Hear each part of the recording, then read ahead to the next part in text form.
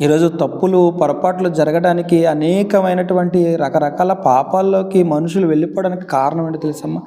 దేవుడు ఉన్నాడన్న ఒక భయం లేకపోవటం, దేవుడు నన్ను చూస్తున్నాడన్న భయం లేకపోవటం, దేవుడు నన్ను అబ్జర్వ్ చేస్తున్నాడన్న భయం లేకపోవటం. అది మనకు ఉండాలి. ఒక రాజు అయిన దావీదుకే అది పుష్కలంగా ఉంది.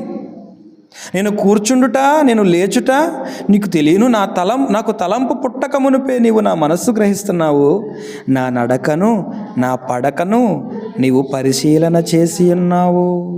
నా నడకను నా పడకను. నా నడక ఎక్కడికి? నీ నడకలు ఎక్కడికి నడుస్తున్నావు? ఎక్కడికి నీ ప్రయాణం?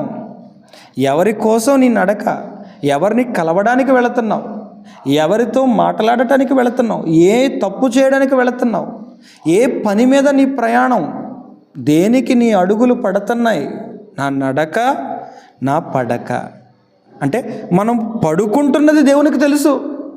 నువ్వు పడుకున్నప్పుడు ఏం ఆలోచిస్తున్నావో తెలుసు, ఎక్కడ పడుకుంటున్నావో తెలుసు, ఎలా పడుకుంటున్నావో తెలుసట. అంటే ప్రతి చర్య మన జీవితంలో, ప్రతి దినచర్యలన్నీ కూడా దేవుని దృష్టికి వెళ్ళిపోతున్నాయి. చూడండి, ప్రతి దాని మీద ఒక ప్రత్యేకమైనటువంటి శ్రద్ధ కనపరుస్తున్నట్లుగా మనకు అర్థమవుతుందా లేదా?